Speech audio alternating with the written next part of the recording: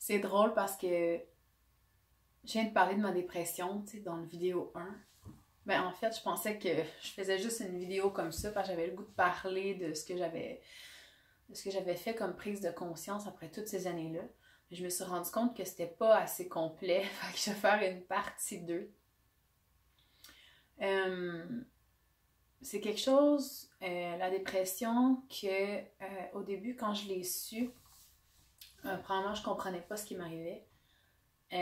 C'est rendu que je pognais les nerfs pour des niaiseries, puis moi je suis une personne qui aime pas la chicane. Je suis une personne super calme. Puis là, c'était rendu que je pognais les nerfs pour n'importe quoi, puis quand je parlais, je criais, là, tu sais. Puis j'ai été élevée, moi, avec une ambiance de façon d'être élevée qui était quand même très violente, parce que ma mère criait vraiment tout le temps. Puis à un moment donné, le père de ma fille m'a dit Est-ce que tu te rends compte que t'es comme ta mère en ce moment et que tu cries? Ça m'a vraiment chamboulée. Fait que c'est là que je suis allée chercher de l'aide, puis je suis allée voir un psychologue, et je suis allée voir un médecin qui est devenu mon médecin de famille parce qu'elle voulait vraiment m'aider. Puis c'est là qu'ils m'ont dit ben voilà, tu sais, comme il est temps que tu prennes des médicaments pour t'aider. Puis ce qu'ils m'ont expliqué, c'est que la dépression, c'est que c'est c'est comme si ton corps en a tellement mis sur lui qu'il te dépresse. Fait que il y en a trop demandé. Il s'est rendu au bout de ce qu'il était capable de prendre, puis il dépresse. Une dépression, c'est t'as pas pris soin de ta tête, t'as pas pris soin de ton cœur, puis t'as pas pris soin de ton corps, puis je pense que ça crash à un moment donné. Ça peut partir de un centre, un des trois, ou ça peut partir des trois. C'est que tu brûles la chandelle par les deux bouts.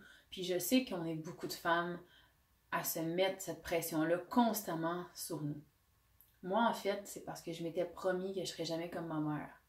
Et puis, euh, le fait de ne pas vouloir être comme quelque chose, de ne pas vouloir être comme quelqu'un, c'est que tu es dans le déni de quelque chose. Fait qu'il y a une partie de toi que tu n'es pas en train d'accepter. Fait que tu crées une résistance, tu crées une tension dans ton corps, dans ta tête, dans ton cœur. Parce que à chaque fois que tu vas faire une action qui va te faire penser à la situation comme laquelle tu veux pas être ou comme la personne que tu veux pas être, tu vas pas accepter cette partie-là de toi.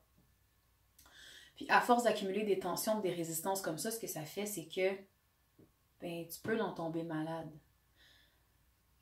C'est vrai que quand tu respectes pas ton rythme, tu dépresses. Fait que c'est ça. Fait que bref, j'étais assise dans le bureau du médecin, puis elle me donne les médicaments, puis elle me dit tu vas voir, tu vas te sentir plus relax, tu vas accepter plus les choses, ça va être smooth. C'est en attendant que tu règles ton problème. Donc la dépression, ça peut prendre des années avant de se régler. Parce que dans le fond, c'est qu'ils te donnent un médicament pour te soulager en attendant que tu fasses le travail personnel. Puis le travail personnel, c'est d'aller regarder au fond du fond. Tout ce que tu accumules.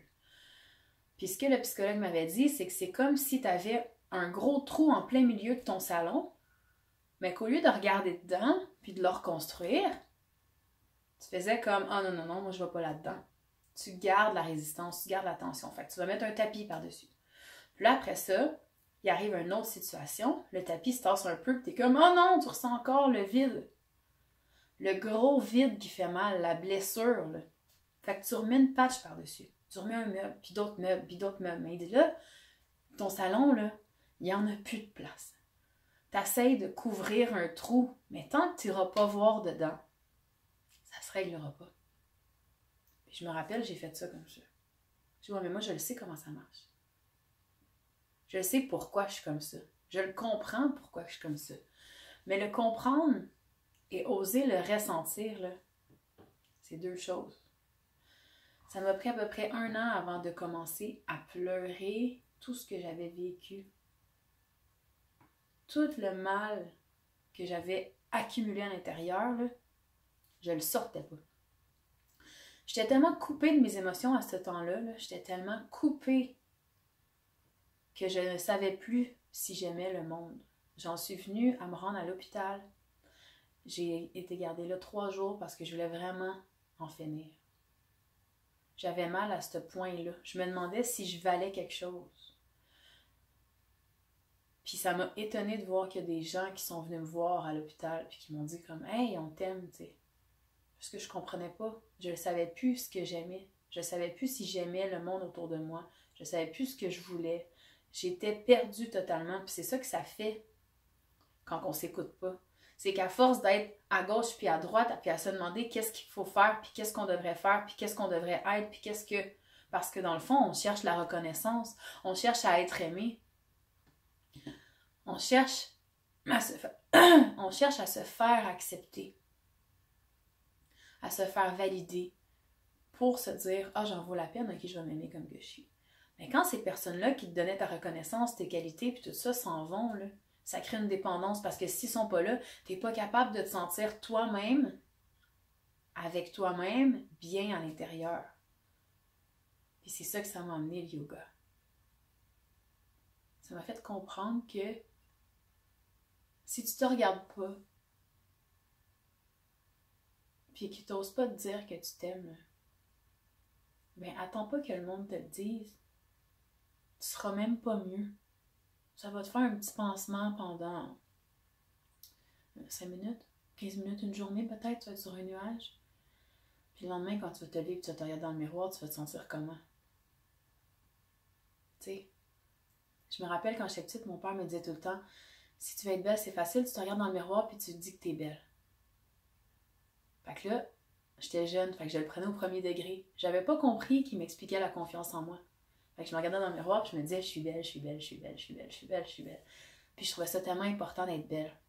Parce que j'ai été élevée comme ça. L'apparence était importante. Je pensais que j'allais être aimée.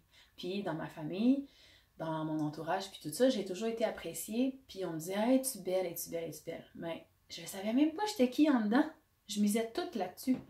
Fait que la journée où est-ce que j'ai décidé d'enlever mes artifices, puis de me dire, OK, j'ai plus d'argent, je vais...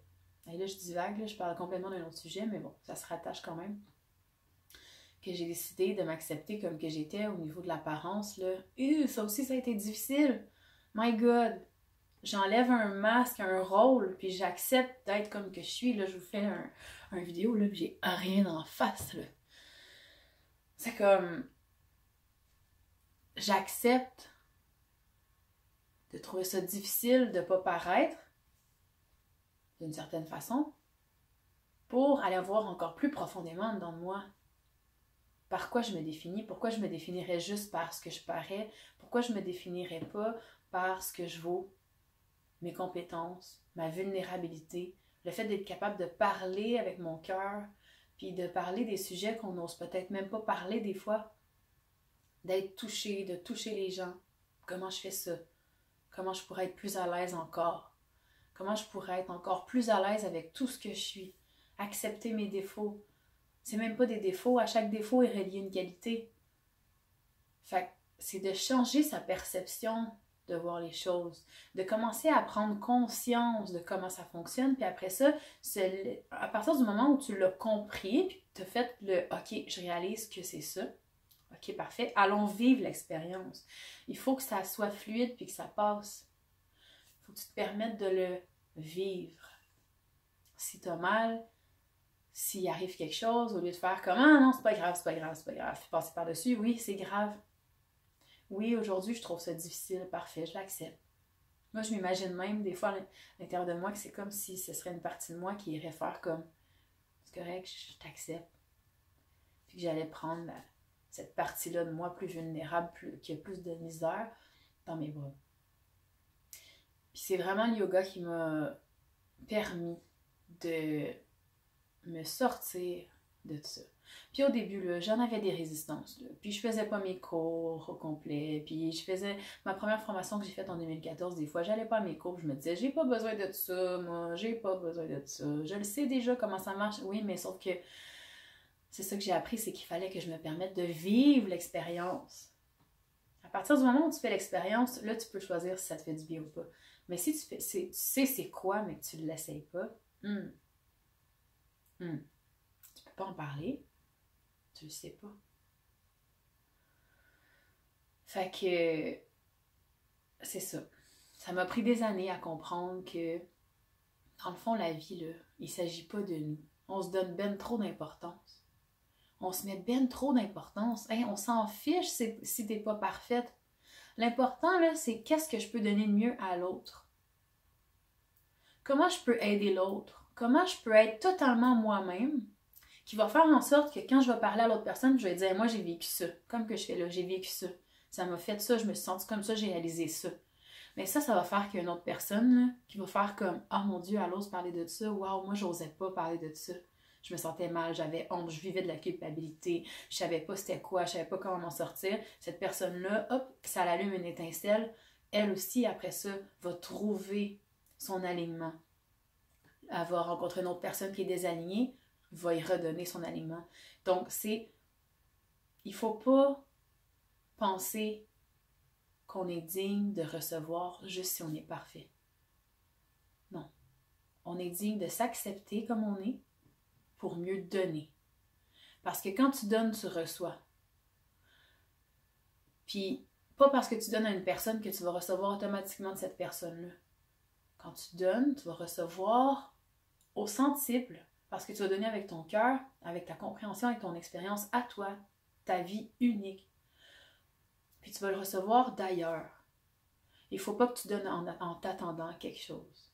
C'est ça que je me rends compte. Puis moi, ce qui me sort là, de tout ça, là, c'est de donner. C'est de vous partager ça. Puis de voir que je fais des différences chez les gens. De me dire, OK, c'est pour ça que j'ai vécu ça. C'est pour ça que j'ai fait ça. OK, c'est une expérience. C'est comme une expérience scientifique.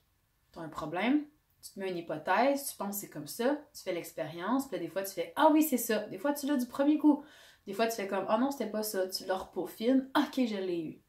C'est ça, la vie. C'est comme ça que je la vois, du moins. Ça veut pas dire que ça résonne avec toi. Fait que, si tu as aimé la vidéo, ça m'encouragerait vraiment beaucoup de mettre un petit pouce par en haut, parce que mon objectif cette année, c'est d'avoir 1000 views, parce que j'aimerais vraiment ça me prouver que je pourrais vivre de mon rêve, qui est d'avoir une liberté de vivre sur le web, pas de vivre sur le web, mais de vivre du web. Puis quand on est rendu à 1000 abonnés sur YouTube, on peut commencer à monétiser notre chaîne. Puis ça me rendrait vraiment fière de pouvoir atteindre ça comme fin 2019. Je capoterais ma vie de voir que de parler avec mon cœur, puis de faire des vidéos imparfaites et des vidéos parfaites, parce que sur ma chaîne, tu vas voir, il y a les deux. Oups, j'ai une rencontre. Il faudrait que je me mette en ligne. OK. Donc, c'est ça. Fait que ça m'aiderait beaucoup, puis je voudrais me prouver que je peux vivre mon rêve. Je me dis, plus que je vais travailler mon intérieur, plus que je vais vous le partager, plus que je vais me rapprocher de ma vie de rêve, qui est la liberté d'avoir du temps pour moi et mes enfants. Puis, voilà. Fait que je te souhaite une super belle après-midi et je te dis à bientôt.